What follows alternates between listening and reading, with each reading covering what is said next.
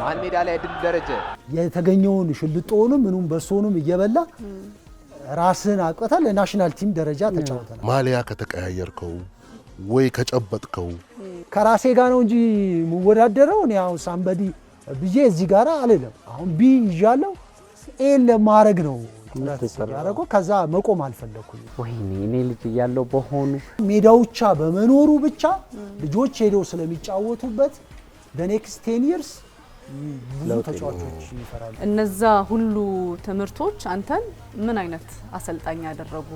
በስትሬት ፉትቦል የሚመጣ ተጫዋች አለ፣ በአካዳሚ ደግሞ የሚመጣ አለ። ቴክኒክ ማንም አይችላቸው። ትንሽ አቅም ነው እንጂ ጎደላቸው፣ ሰውነት ነው እንጂ ጎደላቸው። እኔ አግሬሲቭ ነኝ፣ እሱ ባይምሮ ነው የሚጫወተውና ያይምሮውን ነገር እኔ በጣም ብዙ ነገር ወስጃለሁ። በቃ ይሄንን መቼም አልደርስበትም ብለህ አስበህ አብረህ የተጫወትከው ተጫዋች ባለቤቴ ልጆቼ የፈለጉትን ልብሴን ያደርጋሉ። ቱታ ግን ማንም ሰው አያደርግም በፍጹም።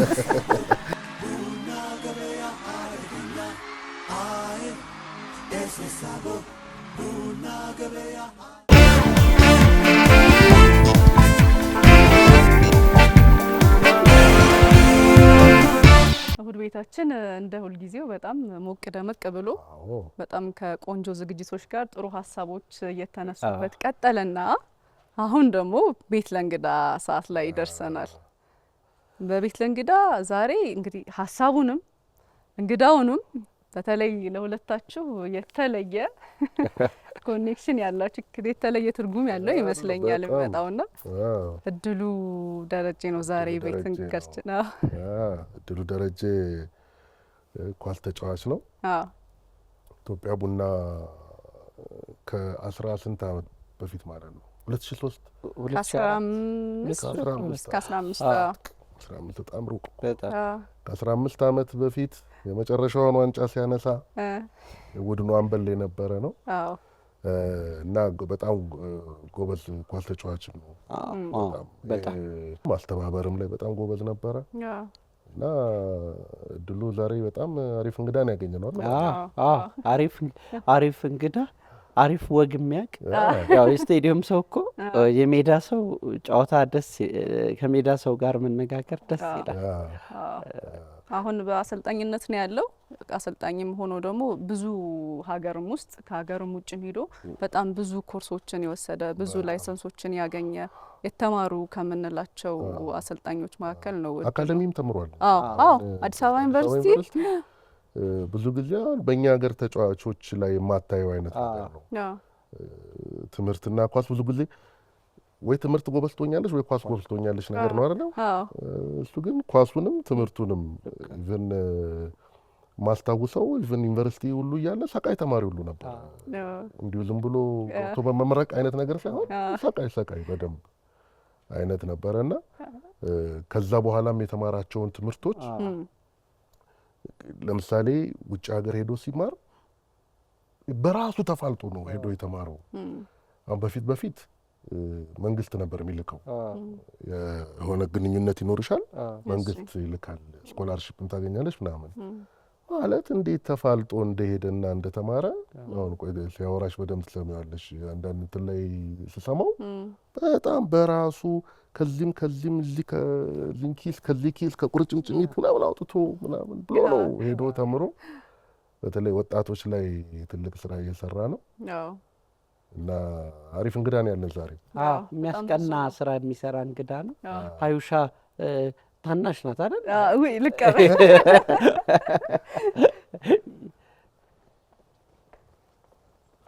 ነበር ካደለ ዋንጫ የበላን ጊዜ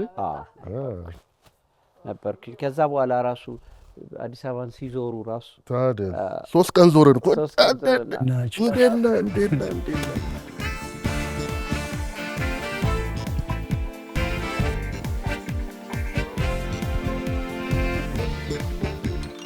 ቡና ይምጣላት። እሺ ቡና ታዲያ ቡናን በል ታዲያ ቡና ግድ ነው። ሰላም ነው ድሉ እንዴት ነህ? አለ ታዲያ የጌም ቀን ሁሌ ይቀርብልሃል። አሰልጣኝ ሆነን ጨዋታ ካለ ከነ ጀበናው ይቀርብልሃል።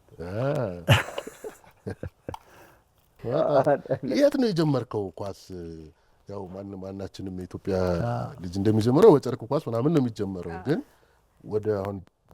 ወደ ኳስ ተጫዋችነት እያደግ ስትመጣ ፒያሳ ነበረ ያን ይሄ አሁን የአድዋ እንትን ሙዚየም ይሰራበት ያለበት ጋር ሳይታጠር በፊት 1990 እኔ መብራቴ ልክ ሲስገባ ነው የታጠረው።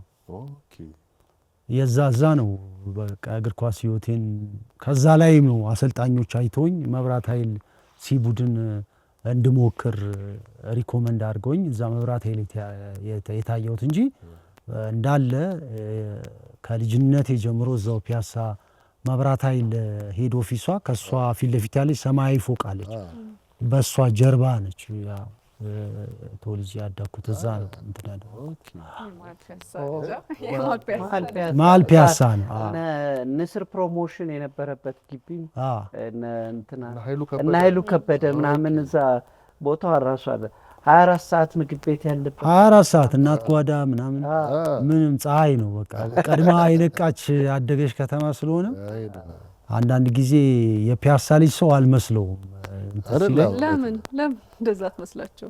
አሁን እኔ ያው ለምሳሌ እንደዚህ ያልሆነ ባህሪ የለኝም። ትምህርት ቤትም ስንሄድ ጓደኞቻችን ኳስ የሚጫወቱ ነው መንደር 4-5 ሆነን እንሄዳለን።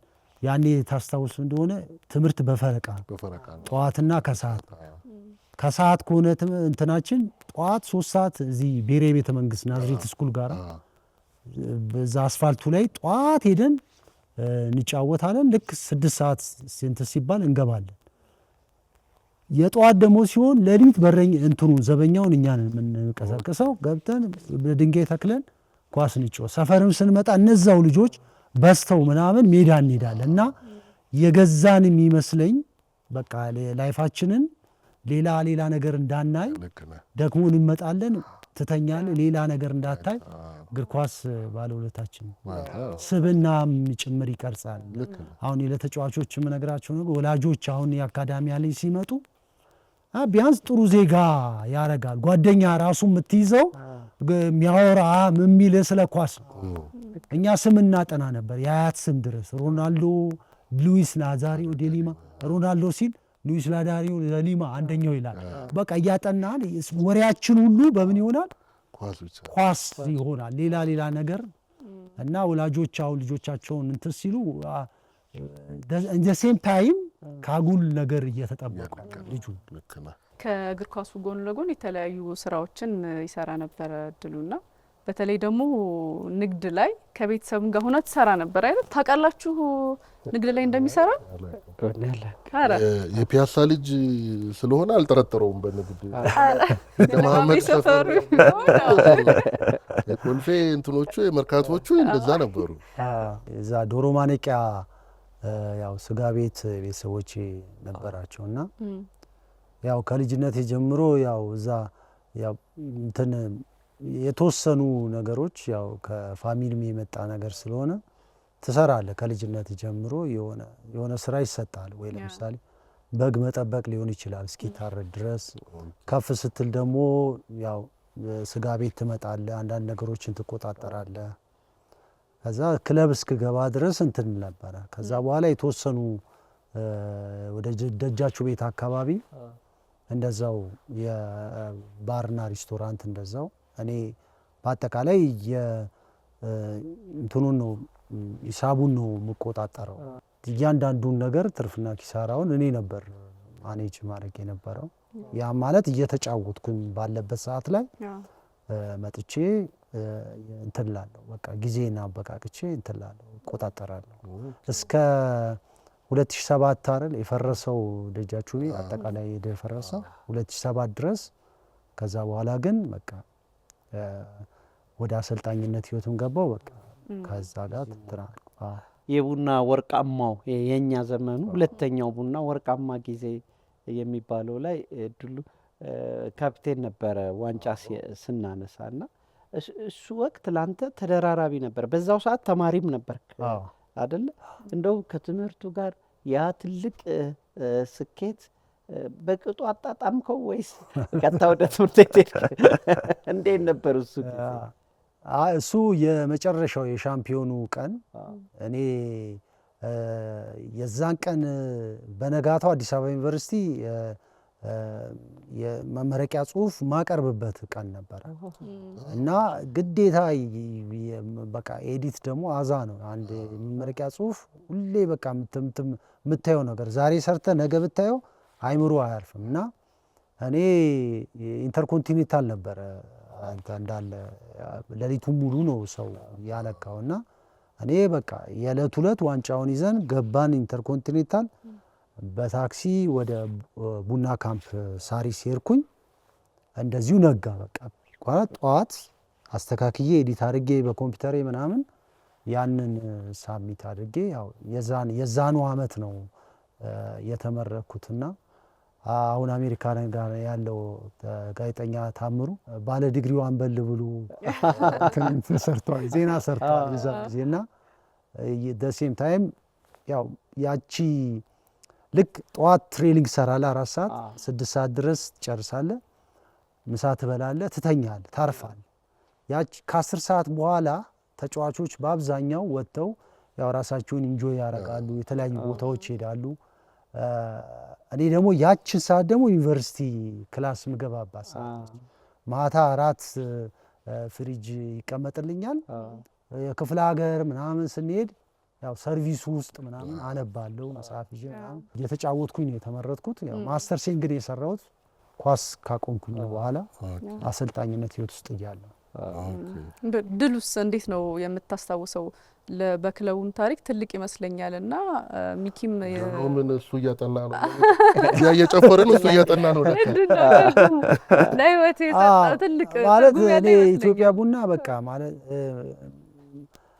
በቃ በህይወትሽ የምትመነዝሪው ነገር በአጋጣሚ ላይፌ ላይ መጥቷል። ማለት በጣም በቃ ብዙ ሰዎች እኔ አሁን ብዙ በፋይናንስ ምናምን የተጠቀምኩት ነገር የለም፣ ግን ይሄ ሶሻል ካፒታል የሚባል ነገር የምትመነዝረው በህይወት ሰዎችን በገንዘብ በህይወት ላይ በገንዘብ ልታገኛቸው ማትችላቸው ነገሮች በሴም ታይም እንደገና ገንዘብ የሚሆኑ ነገሮች በሆነ አጋጣሚ ስትሄድ የሆነ ቦታ ላይ ጉዳይ ይፈጸምልሃል፣ ሰዎች ይረዱሃል። ይሄ በጣም ምንም እንትማት እርካታ ታገኛለህ። ትልልቅ ተጫዋቾች ነበሩ፣ በጣም ትልልቅ ተጫዋቾች ይህንን ነገር ያላሳኩ። እንደ አጋጣሚ ግን እግዚአብሔር ፈቅዶ እኔ እዛ ቡድን አባል ሆኜ ከነበሩት ተጫዋቾች፣ አሰልጣኞች፣ የክለብ ኃላፊዎች ጋራ ያው ባለ ታሪክ ሆነናል። ፕሪሚየር ሊግ ስቲል አንድ ዋንጫ ነው የበላውና ከዛ በፊትም ብዙ አመት ቆይቷል። 90 አይደለ 90 ዓመት ማለት ነው አይደለ 90 ያው ፕሪሚየር ሊጉ ሳይጀምር 89 እና አሰግድ የበሉት የኢትዮጵያ ዋንጫ የፕሪሚየር ሊጉ ሳይጀምር ፕሪሚየር ሊጉ 90 ነው የተጀመረውና ያው የፕሪሚየር ሊጉ ከተጀመረ በአዲስ ፎርማት ያው የፕሪሚየር ሊግ 2003 ነው ኢትዮጵያ ቡና ያነሳውና ትልቅ ነገር ነው ለኔ በኢትዮጵያ ቡና ታሪክ ውስጥ ያደረኩት ነገር ስቲል ያ ነገር ይከተለኛል አይደለ። ናሽናል ቲም ላይ ልክ እንደዛ ኤክስፔክት አደረግ ነበረ እና ናሽናል ቲም ላይ ብሔራዊ ቡድን ላይ የምትፈልገውን ያህል ተጫውተሃል? የምትፈልገውን ያህል ኢምፓክት አድርጌያለሁ ብለህ ታስባለህ? ምንድን ነው የናሽናል ቲም ኤክስፒሪየንስ? ወጣት ቡድን ስዩም አባተ ዛንዚባር 4ኛ የወጣንበት ይዞኝ ሄደ።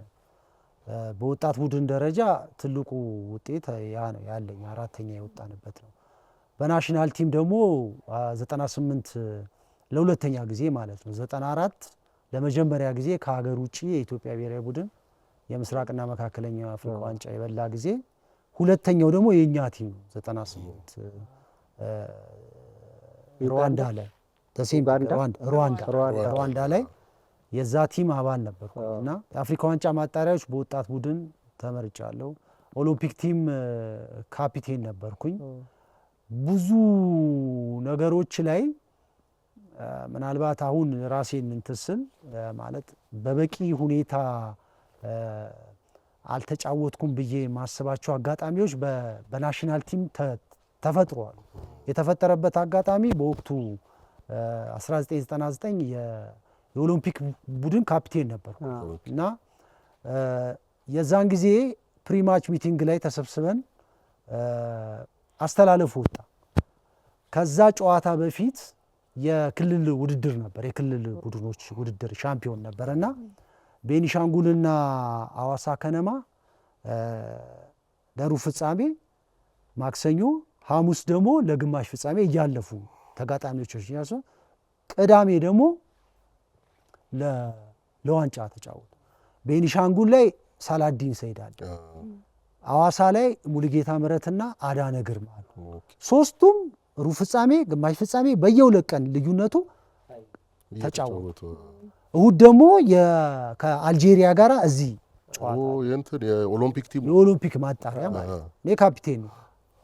ከዛን አስተላለፍ ወጣ፣ ሶስቱም ገብተዋል። አስተያየት ሲባል በወቅቱ ካፒቴን ነበርኩ እና እንዲህ ቢሆንስ ብዬ ሀሳብ አቀረብኩኝ። ሁለተኛ ቢጀምሩ እነዚህ ልጆች ደክሟቸዋል፣ ገና ፍሬ ሪከቨር አላደረጉም። ምናልባት ያቺ አስተያየት በአሰልጣኞቹ ላይ ጥሩ ኢምፓክት አላመጣቸው። ኃላፊዎቹ ጋር ምናምን ደርሶ አስተላለፉ ተቀየረ። እድሉ ካስተላለፍ ውጭ ሆነ። ኮንጎም ቀረው፣ ከዚህ ካስተላለፍ ወጣው።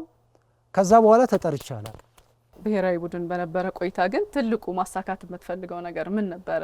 አሁን በወቅቱ አሁን እንደዚህ ለአፍሪካ ዋንጫ ምናምን ብልሽ ያው ላይገርም ይችላል። ያው 31 ዓመት በኋላ ነው ያለው ያ ቲም እና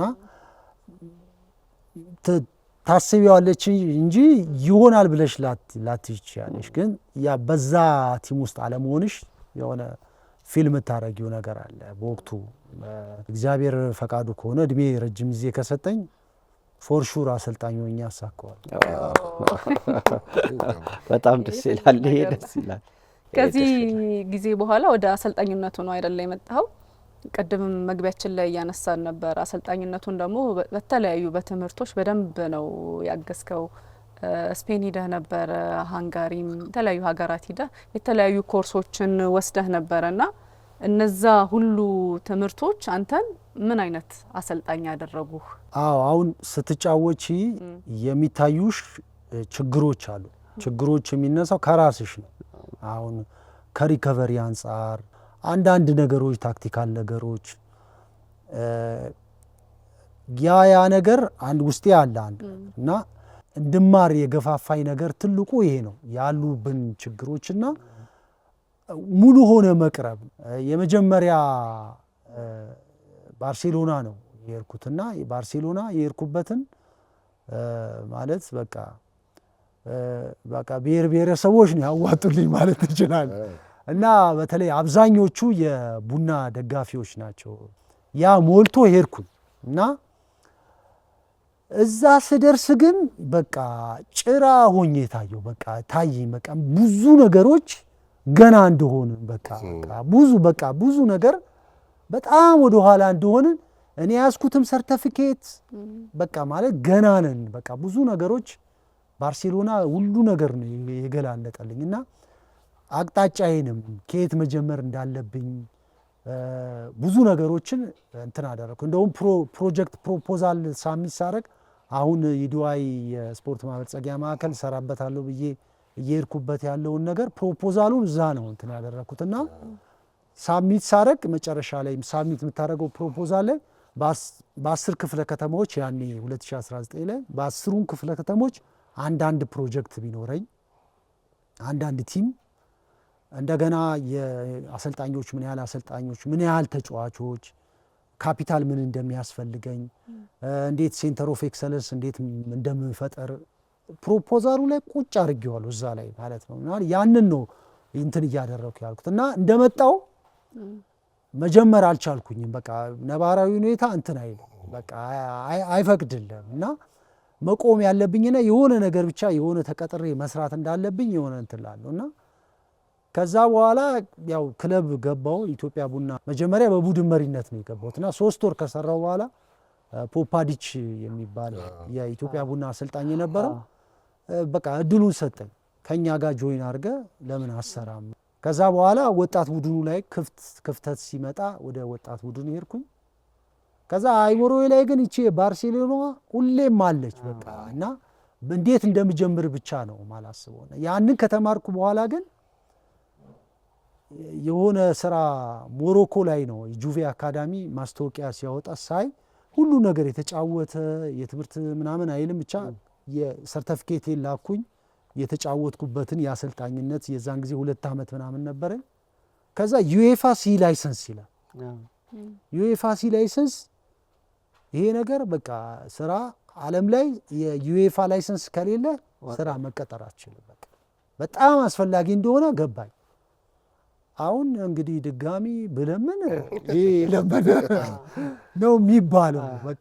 በቃ አሁን በራሴ ወይ መፈለግ አለብኝ ብዬ ናሚቢያ እግር ኳስ ፌዴሬሽን 5 ተጫዋቾችን ፍሪ 5 አሰልጣኞችን ፍሪ ይሰጧቸዋል።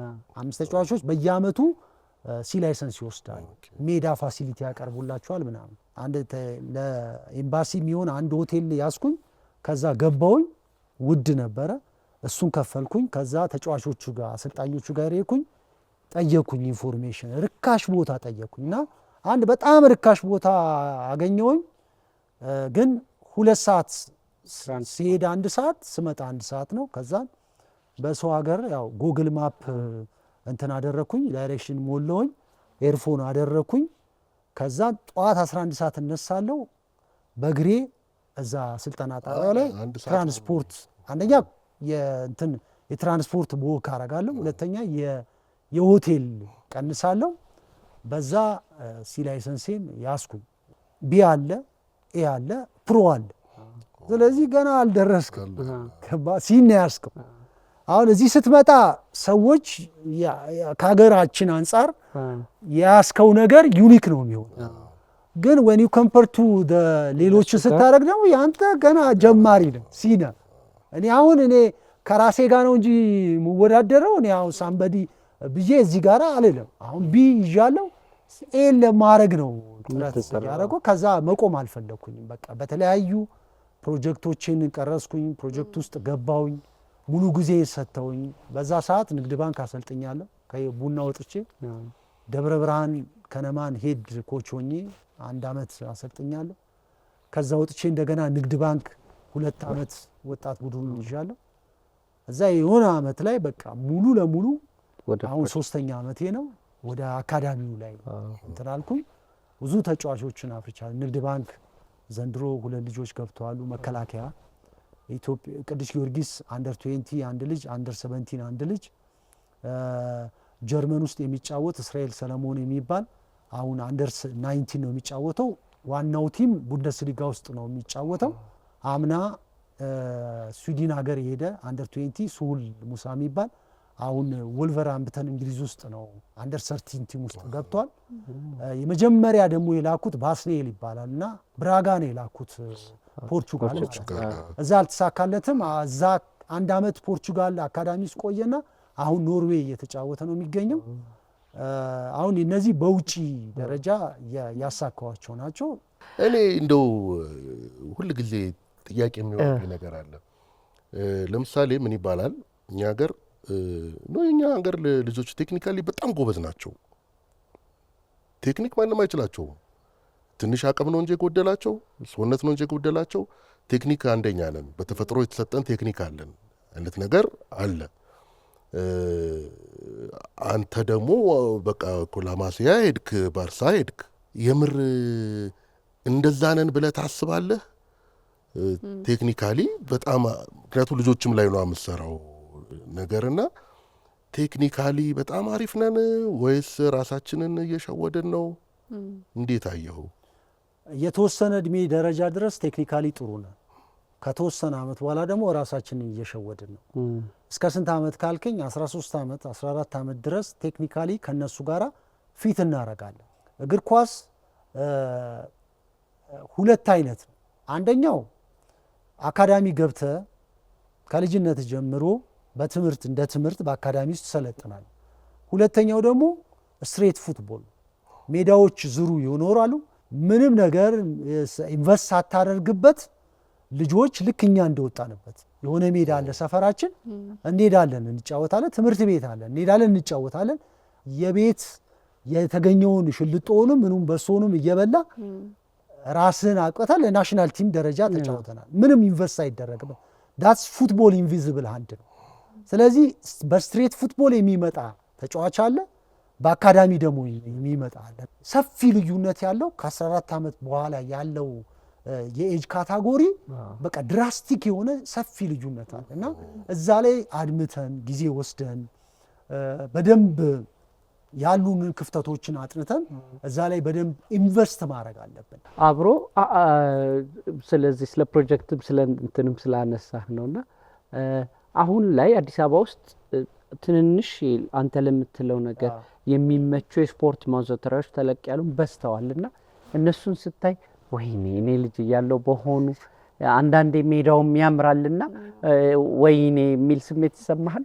አሁን የተሰሩት ሜዳዎች ኢምፓክታቸው ከዛሬ 10 ዓመት በኋላ የአዲስ አበባ እግር ኳስ እንደገና ይነሳል። የአዲስ አበባ እግር ኳስ መንሱር አብዱ ቀኒ 1993 ኢትዮ ስፖርት ላይ ኢንተርቪው አድርጎኝ ነበር እና ወደ 20 ምናምን ሜዳዎች ታጥረው ነበር። ኢምፓክቱ የታየው ግን የዛና ከ10 ዓመት በኋላ ክፋቱ እሱ ነው። ስለዚህ እነዚህ የእግር ኳስ ኢንቪዚብል የሆኑ ነገሮች እንዲመጡ ውጤታቸው እንዲታይ እነዚህ ሜዳዎች በጣም አስፈላጊ ናቸው እና እኛ ግን እድለኛ ነበር። ለምን ሜዳ ነበር አፈር የሚሆን ልጆችም አሪፍ ሜዳ ሲያዩ አሰልጣኙ ምኑ በጣም በቃ ለመጫወት አሁን እንደውም የቸገረን እኮ ኦፊስም ያለው ልጫወት እያለ አሁን እንደውም የቸገረን ኦፊስ ሁሉም ልጫወታ ታደር ሁሉም በቃ እንደው ሜዳ የጠበበን እሱ። ወደፊት የአዲስ አበባ እግር ኳስ እኔ የሚታየኝ በእነዚህ ሜዳዎች ፕሮጀክቶች እንደዚህ በስተዋሉ ብዙ ቦታዎች አሉ። ባይበዛ እንኳን ሜዳዎቻ በመኖሩ ብቻ ልጆች ሄደው ስለሚጫወቱበት ኔክስት 10 years ብዙ ተጫዋቾች ይፈራሉ። እግር ኳስ እንደ አዲስ እንግዲህ ተስፋ ይሰጣል ማለት ነው። ቅድም ስትለኝ ለምሳሌ አሁን በክለብም ተጫውተሃል፣ ክለብም ሆኖ ኢንተርናሽናል ጨዋታዎች ነበሩ አይደለም? ደግሞ ናሽናል ቲምም ተጫውተሃል። ማሊያ ከተቀያየርከው ወይ ከጨበጥከው ወይ ከዚህ ሰውዬ ጋር አንድ ላይ ተጫወትኩ ምናምን ያልክበት በጣም ኤክሳይትድ የሆንክበት ተጫዋች ማን ነው? እንደ አጋጣሚ እኔ ኢንተር ሚላን የሚጫወተው ማሪንጋ የሚባል የኬንያ ተጫዋች ነው እና ለመጀመሪያ ጊዜም የተገናኘ ነው እኔ ወጣት ቡድን ሆኜ ኬንያ ነው። ኬንያን 2-0 አሸንፈናቸው ለዛ ጊዜ ማለት ነው ዛንዚባር ላይ ማለት ነው። እና እሱ ግን በ2 ዓመቱ ኢንተር ሚላን እንዳልኩ በፕሮፌሽናል ሆና አይቼዋለሁ እና ማሊያ የመቀያየር ይሄ አሸነፍነው ልጅ አልካ ማሊያ ለመቀያየር እኛ እድል አልነበረ።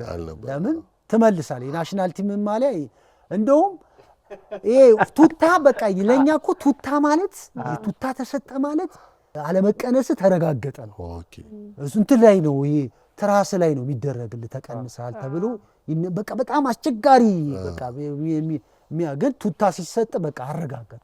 ቱታ ማለት ለአንተ ደሞዝ ነው፣ ብሔራዊ ቡድን መመረጥ ማረጋገጫ ነው። በቃ እኔ አሁን ቤት ውስጥ ባለቤቴ ልጆቼ የፈለጉትን ልብሴን ያደርጋሉ። ቱታ ግን አንድ ሰው በፍጹም በክብር ነው የሚቀመጥ። እውነቴን ነው የምለው፣ አውልቅ ነው የምለው። በቃ በፍጹም ማንም ሰው ያደርግ ይሄ የደም ተከፍሎበት የመጣ አርግ ከፈለግ ራስን ትንበልና አርግ 2003 አንተን ወረወርክ አውልቄ ወይዬና መልስ ተብዬ መልስ ስቃይን ነው የምታየው። ቱታ ትመልሳለህ፣ ካሶተኒ ትመልሳለህ በእኛ ጊዜ እንደ ስለዚህ በጥንቃቄ ነው ተቀያየርክ ማለት ራስ ላይ ችግር ፈጠርክ።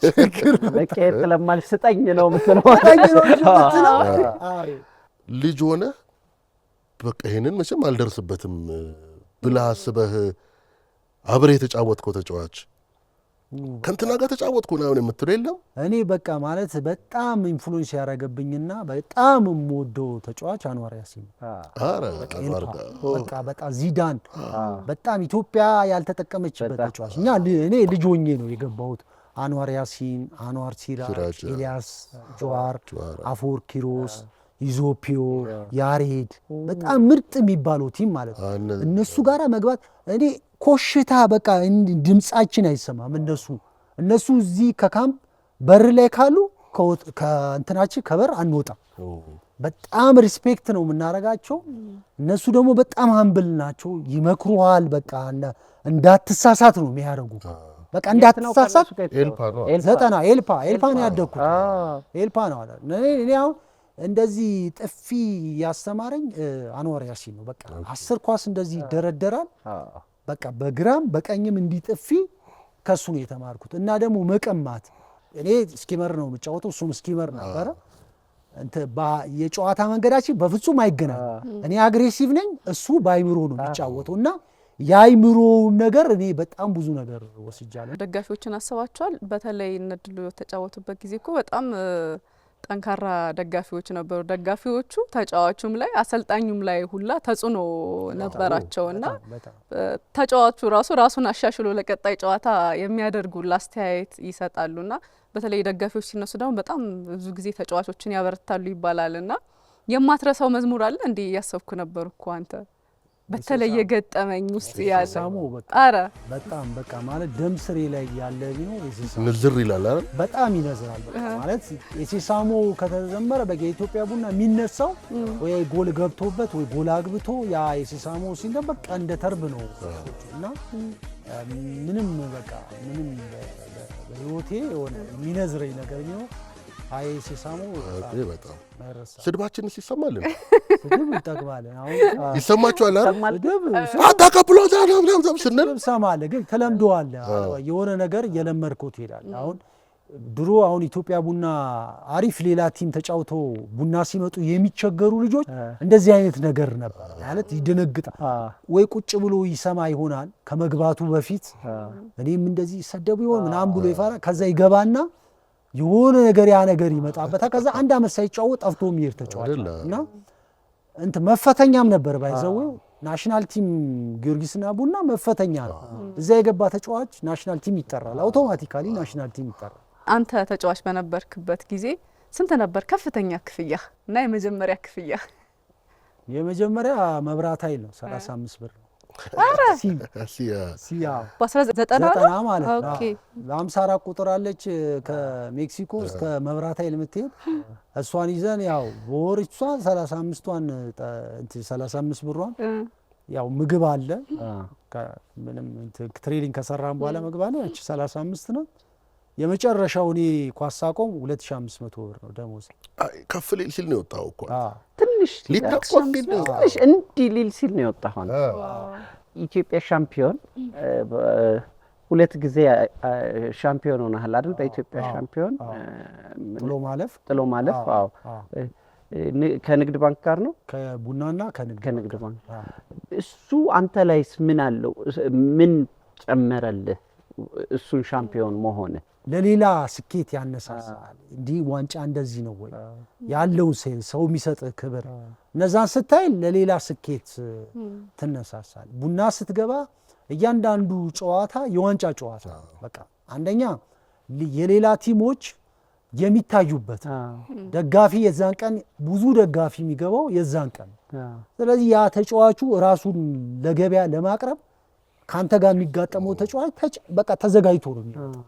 ስለዚህ አንተ ሁሉ ጊዜ በቃ ለዋንጫ ነው የምትጫወተው እና በዛ እንትን ውስጥ ዋንጫ ማምጣት አንዳንድ ጊዜ የሚከብደው ያን ከባረለ ያ ሁሌ በፉክክር ውስጥ መቆየት ሌላ ክላስን ይጨምርልሃል። በቃ ራስን ትትላለህ ለማሳደግ ሁሌ ራስን ለማዘጋጀት እንትን ይሰጣል። ደግሞ የደጋፊው ክብር ደግሞ የበለጠ ራስን የበለጠ እንድትዘጋጅ ያደርጋል። ሚኪ እንደው በቅርብም እኮ የኢትዮጵያ ዋንጫን ካነሳን ከኢቢሲ ጋርም ስምምነት ተደርጓልና በኢትዮጵያ ቴሌቪዥን ለማስተላለፍ እሱ ጋር ምንድነው ያለ ሀሳብ? አሁን በቴሌቪዥን ሊተላለፍ ነው ኢትዮጵያ ዋንጫ ነበር ካረለ ፕሮግራም ላይ ነበር እዚህ ነበር። የአሁኑ ጄኔሬሽን ይጠቀማል ብዬ የማስበው የትም ቦታ ዓለም አቀፍ ላይ የ5 ደቂቃ ወይም የ3 ደቂቃ የ4 ደቂቃ ፊልም ከሌለ ኤጀንት እንኳን እንደዚህ ፕሮፌሽናል ለመሆን እድል አይሰጥም። አንተን ይከታተላል ሊከታተል ይችላል። እዛ ጌም ላይ ያይና ያ ዋንስ ያይና ይከታተላል። በትልቅ ደረጃ የሚሰሩት ማለት ግን በትንንሽ ሊጎች ውስጥም ያሉት የመታየት እድል ይሰጣል። ሳይሆን ለምሳሌ ዲኤስቲቪ ማስተላለፍ ከጀመረ ጀምሮ ብዙ ተጫዋቾች እና አቡበከርን ጨምሮ እና አቤል ግብጽ፣ ደቡብ አፍሪካ የመታየት እድል ነው እና እዛ ላይ ራሳቸውን የመሸጥ ክሊፓቸውን ራሳቸው አዘጋጅተው ኢቭን ዩቲዩብ ላይ አፕሎድ ስለሚደረግ ዳውንሎድ አድርገው ራሳቸው አዘጋጅተው ራሳቸውን ትራንስፈር ማርኬት ላይ አስገብቶ ራሳቸውን የመሸጥ እድል ይፈጥርላቸው። ጊዜ እኛ በአንድ ካሜራ ነው ብቻ ጥላፎ ጋር ያለች ካሜራ ነች የምታነሳው። አንድ ሰውዬ ከቆመ ይከልላል። ከመሃል ሜዳ ሹት ከተመታ ወይ ሹቱ ነው የሚያዘው ወይ ደግሞ ጎሉ ነው የሚያዘው። ለጥቂት ካሜራችን ያልያዘው ይባል ወጣቶች ላይ ካልሰራን የትም አንደርስም አይደለም። እነ ሳላዲን እነ አቶ ማናቸው ኮሚሽነር የነበሩት መላኩ ጴጥሮስ ያ ፕሮጀክት ነው ያ ፕሮጀክት ከ10 ዓመት በፊት እንዳልከው ከ10 ዓመት በፊት የጀመሩት ነው። እነ ኡመድን እነ ከቤኒሻንጉል የስፖርት ሾው እኮ ብታዘጋጅ የነሱ ስራ ነው። ከ10 ዓመት በኋላ አፍርቶ እናንተ የመጣችሁት እና ይሄ ሁሉም ሰው ጠጠር ሊወረውርበት የሚገባ ነገር ነውና ምንድነው ከማን ጋር አብሮ መስራት ትፈልጋለህ? ማን ምን እንዲያግዝ ትፈልጋለህ? በቅርቡ አዲስ አበባ ላይ የተጀመረ ያው በየክልሉም እየተደረገ ነው።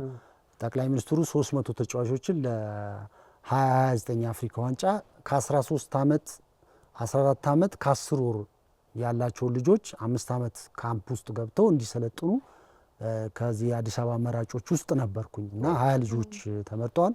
ባይዘዌ እዛ ውስጥ 2 ልጆች የኢድዋይ አካዳሚ ልጆች ናቸው። ክብር ከንቲባ ደግሞ የምትይዛቸው 25 ተጫዋቾች አሉ። እዛ ውስጥ 2 ተጫዋቾች ተመርጠውልኛል።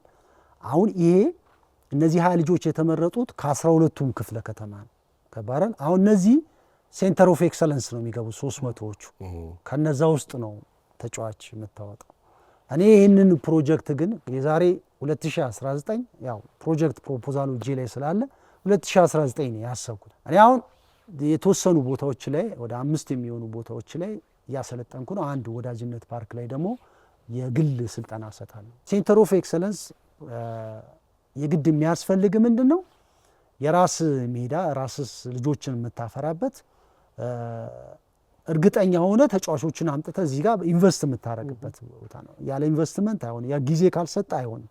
የቱ ጋር እንደሆነ ችግሩን በትምህርትም በተግባርም አይቼዋለሁ እና ግን የበለጠ ስራ ለመስራት አሁን ከ200 ምናምን በላይ ተጫዋቾች አሉ። እንደ 228 ሰልጣኞች አሉ በስራችን እና እነዚህን ሁሉ በየክፍለ ከተማ እናወዳደራለን። እንደገና እነዚህ ጥሩዎችን ለማድረግ የበለጠ አጋዥ ሊሆነን ስራችን ደግሞ አስተማማኝ ሊሆን የሚችለው የመሬት ጥያቄ ፕሮፖዛል አዘጋጅቻለሁ፣ በስሪዲ አይቻለሁ እና ወደዛ ወደሚወስኑ ሰዎች የሚያቀርቡንን ሰዎችን እንፈልጋለን። 20 ዓመት 10 ዓመት ልጆች ምንም በቃ በአስተማማኝ ሁኔታ የሚሰሩበት ቦታ ለምሳሌ የአንድ ክፍለ ከተማ ሜዳ ሊሆን ይችላል። ያን 10 ዓመት በአስተማማኝ የምሰራ ከሆነ በቃ ሙሉ ነዋይን እዛ ላይ በፕላን እሰራለሁ። በቃ ቆንጆ ቆይታ በጣም ቆንጆ ቆይታ ነው። ልጆችስ ደህና ናቸው? ቤተሰብ እንደ 4 ልጅ እንደደረሰ አውቀ ነበር። ጨመሩ እንዴ? 4 ልጅ ነው ያለ። ወደ ኳሱ የመጣ ትልቁ 17 ነው፣ የመጨረሻው 4 ዓመት ነው። 3 ወንድ ናቸው፣ 1 ሴት ነው። 3ቱም ያው ይሞክራሉ። ያው ግድ ነው። በደንብ መስራት አለባቸው። በደንብ መስራት አለባቸው። በደንብ መስራት አለባቸው። እንዳትጎዳቸው ግን ጎበዞ ነው ይጠራቸዋል ብለህ አይደል? በጣም እናመሰግናለን። እድል አግኝተን ስላወራን ደስ ይለናል እና ደግሞ ጥሩ ነው የተጫወትነው። ቆንጆ ጊዜን ያሳለፍነው አንደኛ ያለፍክበትን ብቻ ሳይሆን ወደፊትም መሆን ያለበትን ነገር በተመለከተ በዚህ አይነት ቁም ነገር እና በዚህ አይነት ወደፊት የሆነ ትርጉም የሚያመጣ ነገር ነው ያወራነው እና አይ ሆፕ ፕሮግራማችን በጣም ብዙ ሰዎች ያዩታል እና የምትፈልገውን ድጋፍ የምታገኝ መስለኛል። አንተ ተብሎስ ብቻ ሳይሆን በቃ ለጀነሬሽኑ ተብሎ መደረግ ያለበት ነው። እነዚህ ፋሲሊቲዎች ከተሰሩ አይቀር እንደ አንተ አይነት ባለሙያዎች ነው ሊጠቀሙባቸው የሚገባውና በዚህ አጋጣሚ ይሄኛውም ይሳካል የሚል ተስፋ አለን። ስለመጣ በጣም ደስ ብሎናል። በጣም እናመሰግናለን። በጣም ነው የማመሰግነው።